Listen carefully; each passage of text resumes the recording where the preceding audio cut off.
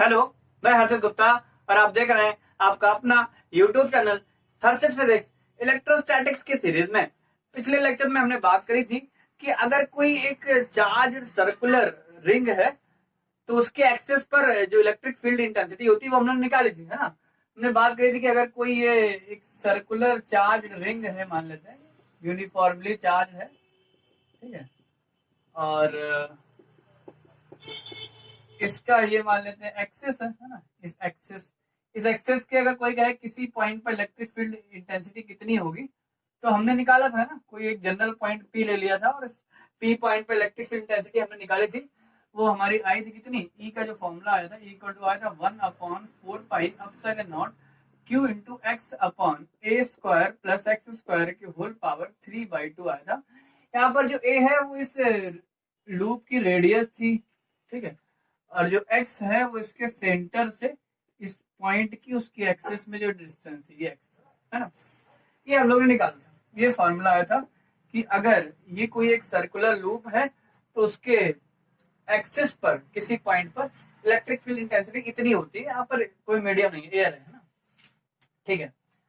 अब इसी के थोड़ा हम आगे आज बात कर रहे हैं। जिसने ये पिछला वाला लेक्चर ना देखा हो वो जरूर पिछले वाला लेक्चर देख ले, उसके बाद ही इसको देखें, ठीक है। तो ये इलेक्ट्रिक फील्ड इंटेंसिटी आई थी। अब थोड़ा सा इसके बारे में अगर ध्यान देखें, इसके और थोड़ा सा हम लोग एनालिसिस करेंगे आज, ठीक है। पर इस इंटेंसिटी को अगर हम ध्यान से देखें तो अगर तुमसे कोई कहे कि बताओ इस लूप के एक्सिस पर इलेक्ट्रिक फील्ड कितना होगा, तो कोई तो बड़ी सिंपल सी बात है, लोग एक्स की वैल्यू 0 रख दो। और क्या भाई, डिस्टेंस कहाँ से ले रहे हैं, सेंटर से तो ले रहे हैं। और हमने बोल दिया ये पॉइंट पी पॉइंट उठ के सेंटर पर ही आ जाए तो एक्स कितना हो जाएगा, 0 हो जाएगा ना। तो अगर हम इसके अकॉर्डिंग ये देखें कि at the centre of the loop, अगर लूप के सेंटर पर देखें तो यहाँ पर x इक्वल टू 0 हो जाएगा और x इक्वल टू 0 अगर हम यहाँ रख दें तो ये पूरा टर्म क्या आ जाएगा, 0 हो जाएगा। तो इलेक्ट्रिक फील्ड इंटेंसिटी कोई पूछे तो कितनी आएगी, 0 आएगी। तो अगर कोई एक सर्कुलर यूनिफॉर्मली चार्ज रिंग है तो उसके सेंटर पर इलेक्ट्रिक फील्ड कितना होता है, 0 होता है ना। जैसे ये एक्चुअली क्या है, ये सर्कुलर है, देख नहीं रहा वो बात अलग है, 3D डायग्राम में है ना। जैसे ये कोई सर्कुलर रिंग है और ये यूनिफॉर्मली चार्ज है, चार्ज डिस्ट्रीब्यूट है, और इसके सेंटर पर कोई का इलेक्ट्रिक फील्ड बताओ तो सेंटर पर इलेक्ट्रिक फील्ड कितना होता है, 0 होता है, ठीक है। इस तरह से अच्छा, पहली बात ये हो गई। अब दूसरी बात करें, अगर हम ये कहें कि पी पॉइंट बहुत दूर है, मतलब इसकी जो रेडियस के कंपैरिजन में जो पी पॉइंट की डिस्टेंस है ये एक्स है वो बहुत बड़ा है, ठीक है। अगर ऐसा हुआ तो क्या होगा, मतलब ये ले लें इफ, पहले तो ये ले लिया, अब लेते हैं इफ, अगर हम ये कहें कि x is very greater than as compare to p, x की वैल्यू अगर a के कंपैरिजन में बहुत बड़ी हुई तो हम क्या कर सकते हैं पता है, तो यहां से हम a स्क्वायर को x स्क्वायर की कंपैरिजन में नेग्लेक्ट कर सकते हैं, नहीं कर सकते, कर सकते हैं है ना, बिल्कुल कर सकते हैं। यहां से अगर हम इसको नेग्लेक्ट कर दें तो जरा देखो ये वाला जो टर्म है a स्क्वायर वो एक्स स्क्वायर के कंपैरिजन में बहुत छोटा हो जाएगा। इसको हटा दो, इसको हटाओगे तो बचेगा एक्स स्क्वायर की होल पावर 3/2, ठीक है। और जब एक्स स्क्वायर की होल पावर 3/2 करेंगे तो 2 से 2 कट जाएगा, एक्स क्यूब आ जाएगा। नीचे है एक्स क्यूब और ऊपर है एक्स, तो एक एक्स कट जाएगा, नीचे क्या आएगा, एक्स स्क्वायर आएगा। तो जो इलेक्ट्रिक फील्ड आएगा ना E इक्वल टू वो आएगा 1/4 पाई एप्सिलॉन नॉट और क्यू अपॉन एक्स स्क्वायर, ठीक है। ये आ गया। चलो इस बात को समझते हैं। बात ये है कि अगर x जो है वो बहुत बड़ा है एक कंपैरिजन में, मतलब लूप बहुत छोटा सा है, जैसे मान लो एक छोटा सा लूप ले लें और इसके डिस्टेंस बहुत बड़े है ना, अगर ये सिचुएशन है तो ये सर्कुलर लूप एक पॉइंट चार्ज की तरह बिहेव कर रहा है। भाई हम लोग ने पढ़ा है कि किसी पॉइंट चार्ज, अगर मान लेते हैं कोई पॉइंट चार्ज q है और इससे मान लेते हैं x डिस्टेंस पर कोई पॉइंट p है, तो इस p पॉइंट पर इलेक्ट्रिक फील्ड इंटेंसिटी का जो फॉर्मूला होता है वो हम लोग ने निकाला भी है, equal to 1/4 pi epsilon naught q upon x square होता है ना, एक कूलम्ब लॉ से हम लोग निकाला था। देखो वैसे ही तो यहाँ भी आ रहा है। इसका मतलब ये कि अगर ये सिचुएशन आ गई, कौन सी, कि x की वैल्यू a के कंपैरिजन में बहुत बड़ी हो, मतलब लूप बहुत छोटा हो और डिस्टेंस हम काफी दूर ले लें, तो उस सिचुएशन में ये जो सर्कुलर लूप है वो as a point charge behave करने लगता है ना, पॉइंट चार्ज की तरह व्यवहार करता है, ठीक है। तो ये बात हो गई। कि एक चीज और करें, अगर मान लेते हैं इफ, अगर हम कहते हैं कि x इतना बड़ा है कि x इंफिनिटी है ना, मान लो कि x बहुत बड़ा है, अगर x टेंस टू इंफिनिटी, अगर x इतना बड़ा है कि x की वैल्यू इंफिनिटी है, तो भाई सीधी सी बात है, अगर x इंफिनिटी हो जाएगा तो e कितना हो जाएगा, जीरो आ जाएगा। भाई देख लो यहाँ से, तो भी e जीरो ही आएगा, है ना। कैसे? अरे बड़ी सिंपली यहाँ से हम देख सकते हैं, भाई यहीं पर रख दो, यहीं पर अगर x की वैल्यू इंफिनिटी रखोगे तो ये टर्म कितना आ जाएगा, जीरो आ जाएगा, है ना। तो ये अगर यहाँ से रखा जाए तो e कितना आएगा, जीरो, ऐसा आ जाएगा। यहाँ से भी समझ सकते हैं, यहाँ से भी अगर हम x की वैल्यू इंफिनिटी रखें तो e की वैल्यू जीरो। कैसे? भाई नीचे से एक काम करो, एक्स स्क्वायर कॉमन ले लो, नीचे से एक्स स्क्वायर कॉमन ले लो, और जब 3/2 होल पावर से बाहर आएगा तो नीचे एक्स क्यूब आ जाएगा। जरा समझ लेते हैं इसको। भाई अगर यहाँ से हम देखें कि e equal to 1/4 pi epsilon naught और q इंटू एक्स अपॉन, एक काम करें यहाँ से एक्स स्क्वायर कॉमन ले, और ये एक्स स्क्वायर जब पावर 3/2 से आएगा तो क्या आएगा, एक्स स्क्वायर की होल पावर 3/2, मतलब 2 से 2 कट जाएगा, एक्स क्यूब आएगा ना, यहाँ आएगा एक्स क्यूब, और ब्रैकेट में आएगा a square upon x square, x square common ले लिया, प्लस 1 की होल पावर 3/2, यही तो आएगा। तो भाई देखो इससे कट जाएगा तो नीचे एक्स स्क्वायर आएगा, और जहां और अगर हम एक्स की वैल्यू इन्फिनिटी रखेंगे तो ए अपॉन एक्स स्क्वायर ये टर्म जीरो हो गया, और ये 1 अपॉन एक्स स्क्वायर ये टर्म जीरो हो गया, कुल मिला के पूरी ई की वैल्यू कितनी आएगी, जीरो आएगी, है ना। तो इतनी सी बात है कि अगर डिस्टेंस बहुत ज्यादा ले लें, एक्स की वैल्यू लगभग इंफिनिटी मान लें, तो सिचुएशन में इलेक्ट्रिक फील्ड जीरो हो जा रहा है, ठीक है। अब ध्यान देने वाली बात यह है कि इसके सेंटर पे थे तो भी इलेक्ट्रिक फील्ड जीरो है, और बहुत दूर चले गए, इन्फिनिट पे चले गए तो भी इलेक्ट्रिक फील्ड जीरो है। ये क्या बात है ना, है तो है भाई, यही बात है यहाँ पे कि इसके सेंटर पे इलेक्ट्रिक फील्ड जीरो होता है, और इसके आगे बढ़ते चले जाओ, काफी दूर चले जाओ, इन्फिनिट पे चले जाओ, तो भी इलेक्ट्रिक फील्ड जीरो होता है, ठीक है। तो अब ये कैसी बात है? तो अच्छा एक बात तो हमें समझ में आ रही है, ये तो सामने हमें दिख रहा है, इसका ऐसा बिहेवियर होता है। एक बात हमें समझ में आ रही है कि इसके बीच में कहीं इलेक्ट्रिक फील्ड मैक्सिमम हो गया होगा, नहीं हो गया होगा।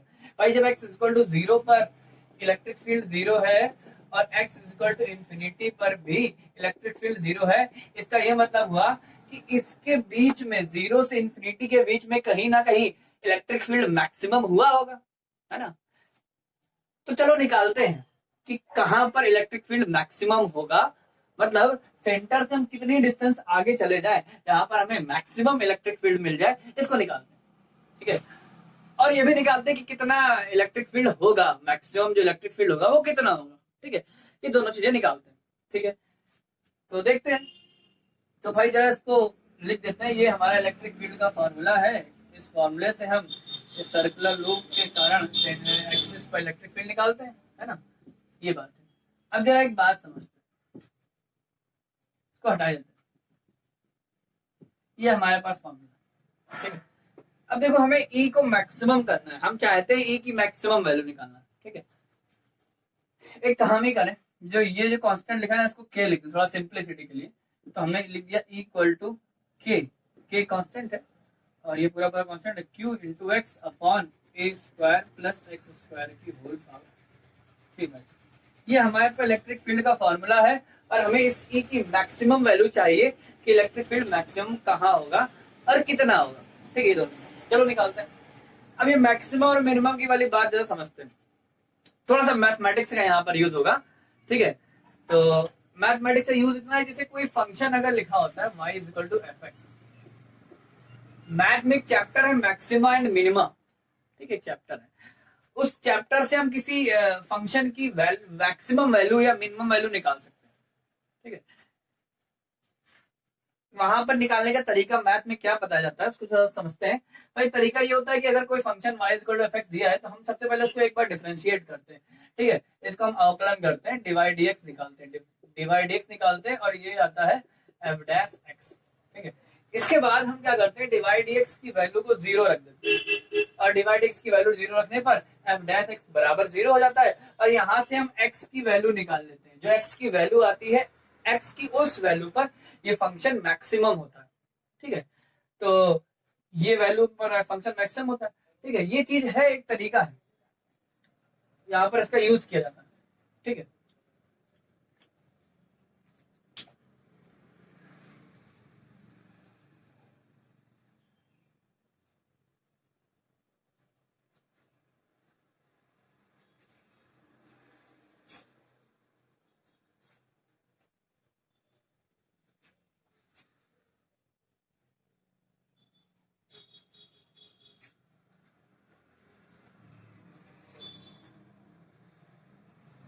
एक्स की उस वैल्यू पर ये फंक्शन मैक्सिमम या मिनिमम होता है।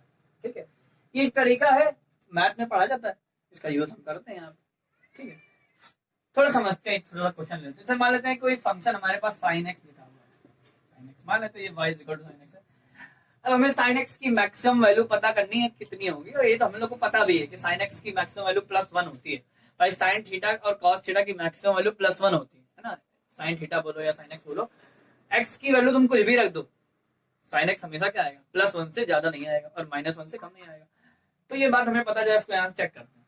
ठीक है भाई, y is equal to sine x होता है, y is equal to sine x में मान लिया। अब अगर हमें देखो साइन इसकी y की मैक्सिमम वैल्यू चाहिए है, तो जरा क्या करें, इसको डिफरेंशिएट करो, जरा डिवाइड x निकालो, डिवाइड x क्या आएगा, साइन x का जो डिफरेंशिएशन होता है वो क्या आ जाता है, cos x होता है। ठीक है, अब हमने क्या, इसको 0 कर देते हैं, इसको 0 कर दो, तो इसको 0 कर दोगे तो cos x इक्वल टू 0 आ जाएगा, तो x इक्वल टू क्या आ जाएगा, π/2। मतलब x की वैल्यू अगर हम π/2 ले लें, तो ये जो हमारा फंक्शन है sin x वो क्या हो जाएगा, मैक्सिमम हो जाएगा। x की वैल्यू π/2 पर ये फंक्शन जो हमने लिया वो मैक्सिमम होता भी। भाई देख लो, x के अगर यहाँ रखोगे तो sin π/2 बोले तो sin 90 मतलब 1 होता है। देख लो sin की मैक्सिमम वैल्यू बना रही है। ठीक है, तो ये एक तरीका है किसी फंक्शन को मैक्सिमम या मिनिमम निकालने का। अगर कोई फंक्शन हमें दिया हो तो हम किस तरह से उसकी मैक्सिमम वैल्यू या मिनिमम वैल्यू निकालते हैं। ठीक है, क्या करते हैं, इसको डिफरेंशिएट करते हैं, उसको 0 के बराबर कर देते हैं। ठीक है, हाँ अब कोई ये पूछ सकता है कि इसको 0 के बराबर हम करते क्यों एक्चुअली, तो एक्चुअली मैथ में समझाया था, लेकिन तब भी इसको थोड़ा देख लेते हैं। तो ये डिवाइड एक्स होता क्या है, इसको जरा समझो, ये डिवाइड एक्स क्या होता है। एक्चुअली जब हम डिफरेंशिएशन करते हैं तो हम बहुत छोटी वैल्यू पे आ जाते हैं, है ना, एक बड़ी वैल्यू से बहुत छोटी वैल्यू पे आते हैं तो हम क्या बोलते हैं, डिफरेंशिएशन कर रहे हैं, और एक छोटी वैल्यू से बहुत बड़ी वैल्यू पे जाते हैं तो हम क्या करते हैं, इंटीग्रेशन करते हैं। ठीक है, तो जरा इसको समझ लेते हैं बात को। भाई जैसे ये कोई ग्राफ है या कोई फंक्शन है, ये मान लेते हैं ऐसे कोई फंक्शन है। ठीक है, और इसकी अगर हम एक छोटा सा पार्ट ले लें, बहुत छोटा सा पार्ट, मान लो ये छोटा सा पार्ट ले लिया, इस छोटे से पार्ट के लिए dy/dx निकालो। dy/dx का मतलब होता है कि dy का मतलब है y एक्सिस की छोटी सी डिस्टेंस, और dx का मतलब है x एक्सिस की छोटी सी डिस्टेंस। तो अगर हम यहाँ से यहाँ तक की बात करें तो यहाँ से यहाँ तक ये देखो, ये छोटी सी डिस्टेंस हो जाएगी dy, और ये छोटी सी डिस्टेंस हो जाएगी dx। और अगर तुमसे कहें कि dy/dx बताओ, तो dy/dx देख लो, इस छोटे से ट्राइंगल में ये अगर ये एंगल थीटा है तो बताओ tan थीटा ही तो होगा dy/dx, नहीं होगा क्या, होगा, बिल्कुल होगा, है ना। और अगर tan थीटा dy/dx है तो tan थीटा को ही तो हम स्लोप बोलते हैं, m बोलते हैं, है ना, प्रवणता या स्लोप बोलते हैं। ठीक है, तो यही एक्चुअली m हो जाता है, तो m इक्वल टू क्या हो जाता है, m इक्वल टू होता है dy/dx। ये बात हमें पता है कि अगर किसी फंक्शन को अगर हम डिफरेंशिएट कर दें, किसी कर्व की इक्वेशंस को हम डिफरेंशिएट कर दें, तो वो हमें क्या पता चलता है, m स्लोप या ग्रेडियंट पता चलता है। ठीक है, अब जरा एक बात समझना, जैसे कोई फंक्शन है, अगर ये मान लेते ऐसा कोई फंक्शन है, तो जिस पॉइंट पर ये फंक्शन मैक्सिमम होगा या मिनिमम होगा, उस पॉइंट पर ये देखो एक्स एक्सिस से पैरेलल होगा। देखो इस वाले पॉइंट पर देखो फंक्शन सबसे बड़ी वैल्यू पे है ना, देखो इस पॉइंट पर ही तो इस ये कर्व सबसे ऊपर है, ये जो कर्व है या इस इक्वेशन की वैल्यू मैक्सिमम होगी, मतलब ये जो फंक्शन होगा इसकी वैल्यू मैक्सिमम होगी। तो जिस पॉइंट पर फंक्शन की वैल्यू मैक्सिमम होगी या जिस पॉइंट पर फंक्शन की वैल्यू मिनिमम होगी, उस पॉइंट पर इसकी जो स्लोप होगी वो 0 होगी, या ऐसे बोलो वो उस पॉइंट पर जो कर्व है छोटा सा, वो एक्स एक्सिस के पैरेलल होगा। और अगर एक्स एक्सिस के पैरेलल होगा तो थीटा कितना हो जाएगा, 0, और थीटा 0 हो जाएगा तो tan थीटा कितना हो जाएगा, 0, है ना, tan थीटा 0 हो जाएगा, मतलब स्लोप कितना हो जाएगा, 0, है ना। तो मतलब ये हम लोग को बात पता है कि जिस पॉइंट पर मैक्सिमम या मिनिमम होता है, उस पॉइंट पर इसके उस फंक्शन का जो स्लोप होता है, डेरिवेटिव होता है, वो क्या होता है, 0 होता है ना। तो यही बात हमें यहाँ उल्टी सोच लें।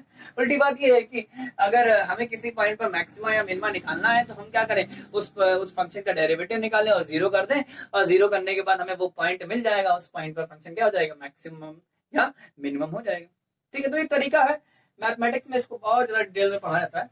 ठीक है, तो खैर यहाँ पर हम लोग इसी तरीका का यूज करेंगे कि किस तरह से इसको हमें मैक्सिमम या मिनिमम करना है। तो देखते हैं भाई, देखते हैं ई है, इसको क्या करो, डिफरेंशिएट कर दो, dy/dx निकाल लो और इसको 0 के बराबर कर देना। ठीक है, तो चलो करते हैं, यहाँ से शुरू करते हैं। ठीक है, इसे यहीं से कर देते हैं। चलो इसको ऊपर लिख देते हैं, यहाँ से थोड़ा लाइन से करते हैं। भाई ए की जो वैल्यू है वो ये है के क्यू इंटू एक्स और अपॉन ए स्क्वायर प्लस एक्स स्क्वायर की होल पावर 3/2। ये ए की वैल्यू है, ठीक है। अब हमें इसकी मैक्सिमम वैल्यू चाहिए, तो इसको क्या करें, डिफरेंशिएट करें, है ना, differentiate with respect to x, x के रिस्पेक्ट में इसको डिफरेंशिएट करो। तो इसको डिफरेंशिएट करेंगे तो देखो क्या आएगा, डी अपॉन डी एक्स आएगा यहाँ इक्वल, के तो कांस्टेंट है और क्यू भी कांस्टेंट है। क्यू क्या है, क्यू उस रिंग का टोटल चार्ज है, ये भी नहीं बदलेगा, है ना। हाँ, एक्स बदलता रहेगा और ए भी कांस्टेंट है। खैर, के इंटू क्यू तो कांस्टेंट है, हमें डिफरेंशिएट करना पड़ेगा एक्स अपॉन ए स्क्वायर प्लस एक्स स्क्वायर की होल पावर 3/2।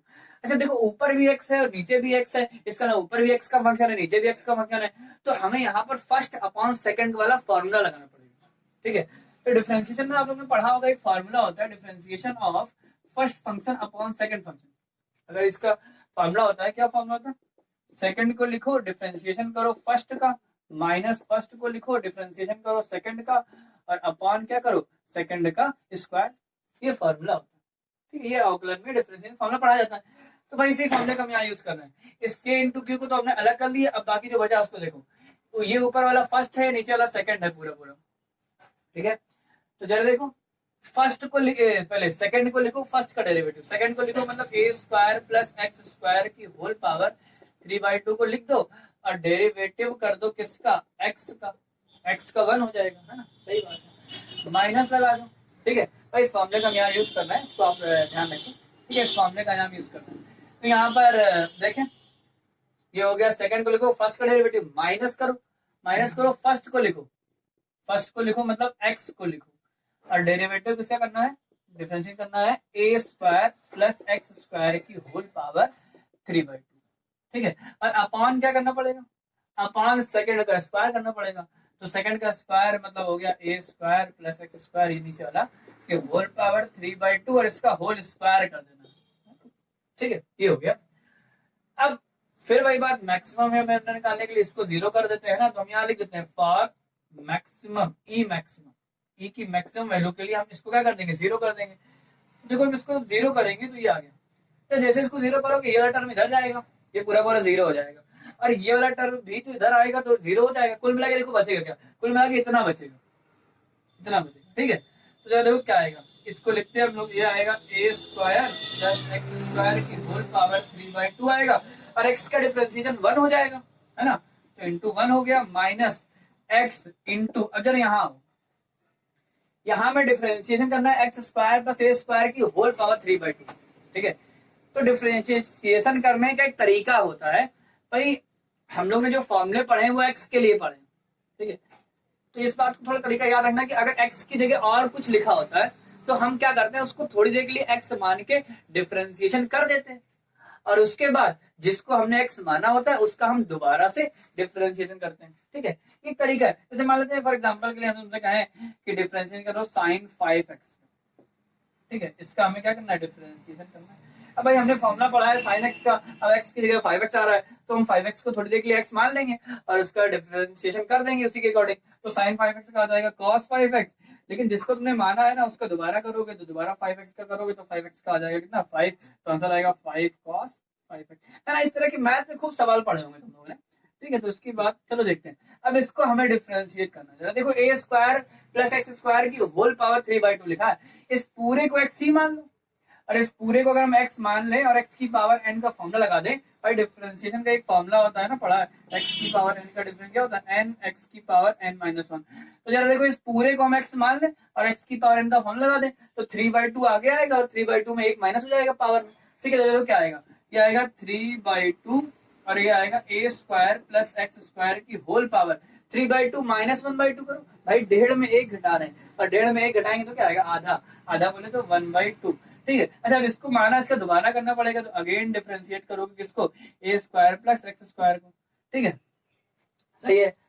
अरे खामी करे ना, सीधे लिखते हैं, एक लाइन क्यों बढ़ाए हम, एक काम करते हैं, एक्स ए स्क्वायर का तो 0 हो जाएगा, इसमें एक्स है ही नहीं, और एक्स स्क्वायर कितना हो जाएगा, 2x हो जाएगा, ठीक है। तो यही लिख देते हैं, एक लाइन थोड़ा कम कर लेते हैं, 3 × 2x, ठीक है, ये आ गया। अब एक चीज देखो जरा, 2 से 2 कट गया, है ना, ठीक है। एक काम कर सकते हैं, इन दोनों से कुछ कॉमन ले लो, जीरो इक्वल यहाँ से कॉमन ले लो ए स्क्वायर प्लस एक्स स्क्वायर की होल पावर हाफ, इसको एक काम करो कॉमन ले लो, तो देखो क्या बचेगा, इसकी पावर हाफ, ये 3/2 है, 3/2 में से अगर हाफ चला जाएगा तो क्या बचेगा, 1 ही तो बचेगा, तो ये आ जाएगा ए स्क्वायर प्लस एक्स स्क्वायर, ठीक है, और माइनस आओ, माइनस में देखा ये तो चला, ये तो कॉमन हो चुका है, ठीक है, ये आया x into x x square हो गया, और ये तो पूरा टर्म कॉमन हो गया, तो बचा कितना 3x स्क्वायर, कितना आ जाएगा, ठीक है, ये भी इधर डिवाइड में चला जाएगा तो ये भी टर्म जीरो हो जाएगा भाई, ये दो, ये जीरो होगा या फिर ये जीरो होगा, अब ये पूरा जीरो हो जाएगा, ये तो पॉसिबल नहीं, कैसे भाई, हम ये बोल रहे हैं ये जो लिखा है इसका मतलब लिखा है कि अंडर रूट के अंदर ए स्क्वायर प्लस एक्स स्क्वायर बराबर जीरो, अगर इसको जीरो माने तो इसका मतलब ये होगा कि a square plus x square बराबर जीरो, है ना, हर a square plus x square zero होने का मतलब समझ रहे हो, a square plus x square zero होने का मतलब ये हो कि ए भी जीरो हो और एक्स भी जीरो, भाई दोनों टर्म पॉजिटिव लिखेंगे, अगर दोनों टर्म पॉजिटिव होंगे क्योंकि ए स्क्वायर हमेशा पॉजिटिव होता है, तो अगर ये भी जीरो और ये भी जीरो तो ही a square plus x square zero हो सकता है, और अगर ए भी जीरो हो गया और एक्स भी जीरो हो गया तो फिर क्या मतलब रह गया भाई, रिंग ही नहीं है, रिंग की रेडियस ही नहीं है, ए जीरो कर दे रहा हो और एक्स भी जीरो कर दे रहा हो, तो इस बात का फिर कोई मतलब ही नहीं रह जाता है ना, तो खैर ये टर्म तो जीरो नहीं हो सकता, और ये टर्म जीरो नहीं हो सकता तो फिर क्या होगा, ये जीरो होगा, तो इसको हम जीरो कर देंगे, ठीक है, ये लिखा क्या है ए स्क्वायर माइनस 2x स्क्वायर लिखा है, तो लिखा है ए स्क्वायर माइनस 2x स्क्वायर बराबर जीरो, तो हम बोले तो 2x स्क्वायर बराबर ए स्क्वायर आ गया, तो मतलब x की जो वैल्यू आ गई वो आ गई a अपॉन रूट 2 और वो भी प्लस माइनस में, है ना, ये आ जाएगी x की वैल्यू आ गई plus minus a upon root 2, भाई प्लस a अपॉन रूट 2 का स्क्वायर और माइनस a अपॉन रूट 2 का स्क्वायर, है ना, दोनों ये दोनों वैल्यू हो सकती है ना, तो भाई ये दोनों वैल्यू आएंगे, सिंपल सी बात है,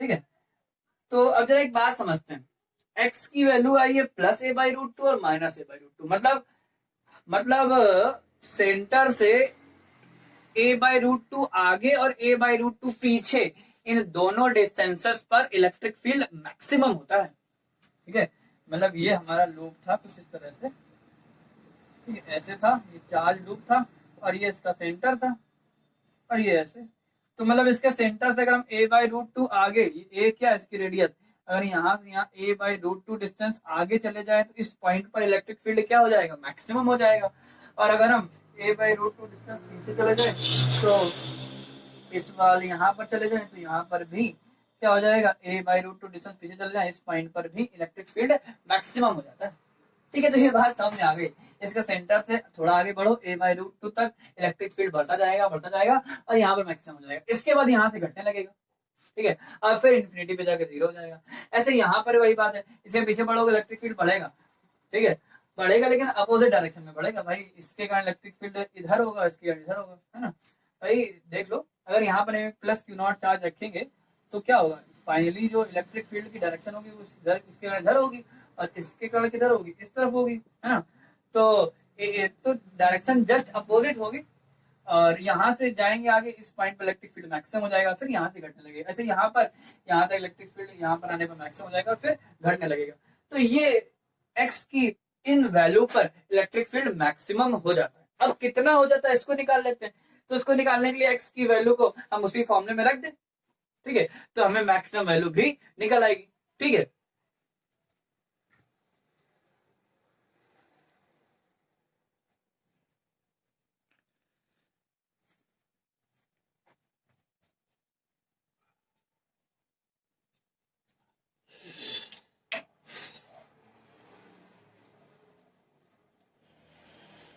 ठीक है, तो निकालते हैं, चलो देखते हैं इसकी मैक्सिमम वैल्यू निकालते हैं, ठीक है, तो इलेक्ट्रिक फील्ड की मैक्सिमम वैल्यू भी हम लोग निकालना, कहां पर मैक्सिमम होगी, सेंटर से a बाई रूट 2 डिस्टेंस आगे चले जाओ या a बाई रूट 2 डिस्टेंस पीछे चले जाओ, तो उस पॉइंट पे इलेक्ट्रिक फील्ड क्या होगा, मैक्सिमम होगा, कितना होगा चलो निकालते हैं, तो e का जो फॉर्मूला अभी हमने निकाला था वो आया था 1/4 पाई, कल निकाला था 1/4 pi epsilon naught q into x upon a square plus x square की होल पावर 3/2, है ना, ये हमने निकाला है, अब हमने बोला कि at x equal to plus minus a by root 2 जो e होगा वो क्या हो जाएगा, मैक्सिमम हो जाएगा, है ना, e को मैक्सिमम कर दो, तो कर दो भाई, x की वैल्यू ये रख दो, चाहे प्लस रखो चाहे माइनस रखो, क्या फर्क पड़ेगा, स्क्वायर है तो हमेशा पॉजिटिव हो जाएगा, ठीक है, तो जरा देखते हैं ए की मैक्सिमम वैल्यू आएगी, निकालते हैं। ए की जो मैक्सिमम वैल्यू आएगी वो 1/4 पाई क्यूब इंटू एक्स की वैल्यू रखो a/√2 ये रखा, और अपॉन ए स्क्वायर प्लस इसकी जरा रखो, एक्स के लिए रखेंगे तो स्क्वायर लगा है तो क्या हो जाएगा, ये हो जाएगा a²/2, यही तो हो जाएगा, और इसकी होल पावर कितनी हो जाएगी 3/2। ठीक है, कितना आ गया। अब भाई और सॉल्व कर लेते हैं इसको। ई मैक्स इक्वल 1/4 पाई ये लिखा हुआ है, और कितना लिखा हुआ है Q इंटू ए, और अपॉन√2 लिखा हुआ है ना। अपॉन में आओ जरा, अपॉन में देखो जरा, ये हो जाएगा a², इसको जरा एलसीएम देंगे तो आ जाएगा 3a²/2। ठीक है, तो ये आ जाएगा 3a²/2। ठीक है, और जो पावर लिखी 3/2 ना, एक काम करते हैं, इसको हम करते हैं पावर 1/2 को पहले इसमें लगा लेते हैं, पावर 1/2 बोले तो अंडर रूट। ठीक है, तो एक काम करें हम इसमें ऐसे करते हैं, अंडर रूट लगा दें। ठीक है, और इसकी होल पावर 3 कर दें, क्या फर्क पड़ेगा भाई, पावर 1/2 का मतलब अंडर रूट हो गया। ठीक है, ये आ जाएगा। अच्छा, अब इसको थोड़ा सा और सॉल्व कर लो भाई।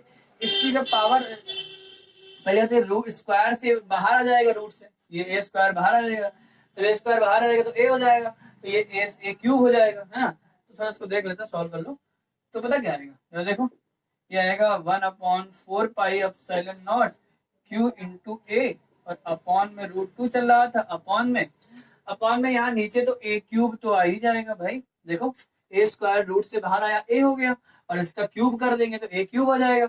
अच्छा, बचा √3/2 का होल क्यूब आएगा, क्या बचेगा, √3/2 का होल क्यूब। जब इसका होल क्यूब करेंगे, क्यूब बोले तो 3 बार गुणा करना है, 3 बार मल्टीप्लाई, और 3 बार मल्टीप्लाई मतलब 2 बार ये √3/2 ये लिखा इंटू √3/2, तो देखो ये आ जाएगा 3/2, और इंटू में ये और बचेगा, तो देखो यहाँ आएगा 3/2, और रूट में कितना 3/2। ठीक है, अच्छा, जब √2 से √2 कट गया, बढ़िया। ठीक है, ये बचा नीचे कितना 3√3, और इस a से इस a को काट दो तो बचेगा, देखो कितना, तो यहाँ से जो हमारा ई मैक्स निकलेगा, ई मैक्स आ गया कितना 1/4 पाई, और आएगा कितना क्यू आएगा। ठीक है, और क्या आएगा भाई, अपॉन a² आएगा। ठीक है, और क्या आएगा, 2 पर चला जाएगा ना, 2 को ऊपर भेज दो, ये जो 2 है ऊपर चला जाएगा, तो जाएगा 2 और अपॉन में क्या आ जाएगा a² और 3√3 ये आ जाएगा, 3√3 ये बचा, और ये ऊपर गया। ठीक है, तो ये आ गया हमारा, तो ये हमारे इलेक्ट्रिक फील्ड की मैक्सिमम वैल्यू है, कितना आ गया 1/4 ठीक है, तो ये हमारी इलेक्ट्रिक फील्ड की मैक्सिमम वैल्यू होती है, किसके कारण, एक सर्कुलर चार्ज्ड रिंग के कारण, और वो भी कहा होती है, उसके सेंटर से a/√2 डिस्टेंस आगे चले जाओ या पीछे चले जाओ, a क्या है, a उस रिंग की रेडियस। ठीक है, तो ये आ गई। अब थोड़ा सा इसके नेचर को समझ लेते हैं, इसका नेचर कैसा है, इसको एक ग्राफ से हम थोड़ा रिप्रेजेंट करते हैं। ठीक है भाई, इसके ग्राफ को अगर समझें तो ग्राफ देखो जरा कैसा होगा भाई, इसके सेंटर पर इलेक्ट्रिक फील्ड 0 होगा। ठीक है, फिर आगे बढ़ते जाओ, a/√2 डिस्टेंस पहुंच जाओ, इलेक्ट्रिक फील्ड मैक्सिमम हो गया, फिर वहां से घटना शुरू हो गया, फिर इनफाइनाइट पे 0 हो गया, ऐसे पीछे आओ, सेंटर से पीछे आओ, पीछे बढ़ते रहो, a/√2 डिस्टेंस पर क्या हो गया, मैक्सिमम हो गया, फिर और पीछे जाओगे तो क्या हो जाएगा, इलेक्ट्रिक फील्ड कम होने लगेगा और इनफाइनाइट पे जाके 0 हो जाएगा। ठीक है, तो इसी बात को हम ग्राफ से रिप्रेजेंट करते हैं। ठीक है, तो जरा देखते हैं, ये मान लेते हैं y एक्सिस पर हमने इलेक्ट्रिक फील्ड ले लिया है, और x एक्सिस पर हमने ले लिया है वही x ही ले लिया है ना, खुद x ले लिया। ठीक है, ये x ले लिया, ये पॉजिटिव x ले लिया, और ये नेगेटिव x ले लिया, और ये x इक्वल टू 0 है, या बोले तो सेंटर है ना, सेंटर है उस रिंग का। अब रिंग के सेंटर पर इलेक्ट्रिक फील्ड 0 होता है, उसके आगे बढ़ते क्या पहुंच गए यहाँ पर, मान लो यहाँ पहुंच गए इसके a/√2 डिस्टेंस पर, x equal to a/√2 plus में, यहाँ पर इलेक्ट्रिक फील्ड क्या हो गया, मैक्सिमम हो गया, तो देखो उसको मैक्सिमम कर दो, ये हमने कर दिया मैक्सिमम, और इसके बाद फिर घटने लगेगा, और घटने लगा, और इसके बाद इन्फिनिटी पे जाके 0 हो गया, है ना, इस तरह से ये ऐसे जाओगे तो इन्फिनिटी पे ये दोनों लाइन पैरेलल हो जाएंगे, पहला लाइन कहाँ मिलेंगे, इन्फिनिटी पे मिलेंगे, तो यहाँ पर क्या हो जाएगा, ये 0 हो जाएगा। ठीक है, ये हो गया, इस तरह से ग्राफ बनेगा आगे वाला, बिल्कुल ऐसे ही ग्राफ पीछे वाला भी बनेगा। ठीक है, जितनी डिस्टेंस की उतनी डिस्टेंस पीछे ले लो, इस वाले पॉइंट पर x इक्वल टू माइनस का a/√2, और यहाँ पर क्या हो जाएगा, ये इलेक्ट्रिक फील्ड जो है वो मैक्सिमम होगा लेकिन अपोजिट डायरेक्शन में होगा। ठीक है, तो क्या आएगा देखो, यहाँ से अगर हम इतनी जितना ये होगा उतना ये वैल्यू है, यहाँ से इसको क्या करो ऐसे, ये क्या हो गया, मैक्सिमम हो गया। और इसके बाद फिर इसकी वैल्यू कम होने लगेगी और ये ऐसे जाएगा, ऐसे ऐसे, और इन्फिनिटी पे जाके 0 हो जाएगी, ऐसा ये इस तरह से ये लाइन पैरेलल हो जाएगी। ठीक है, तो ये ग्राफ बनेगा। ठीक है, ये हमारा -x है और ये हमारा क्या है, +x, और ये इलेक्ट्रिक फील्ड है। तो ये इस इलेक्ट्रिक फील्ड के नेचर को ये ग्राफ रिप्रेजेंट कर रहा है। ठीक है, ये सेंटर है और सेंटर से आगे बढ़ते गए और पीछे बढ़ते गए। ठीक है, ये क्या है, ये है हमारा E की मैक्सिमम वैल्यू, ये है हमारी E की मैक्सिमम वैल्यू, और ये भी हमारी क्या है, E की मैक्सिमम वैल्यू। बस ये एक डायरेक्शन में और ये दूसरी डायरेक्शन में। ठीक है, तो ये इस तरह से ग्राफ बनेगा। तो ये हमारा नेचर होता है कि अगर किसी चार्ज सर्कुलर लूप को ले लें तो उसके सेंटर से आगे या पीछे जाने पर इलेक्ट्रिक फील्ड किस तरह से वेरी करेगा, उसको ये ग्राफ रिप्रेजेंट कर रहा है। ठीक है, थैंक यू।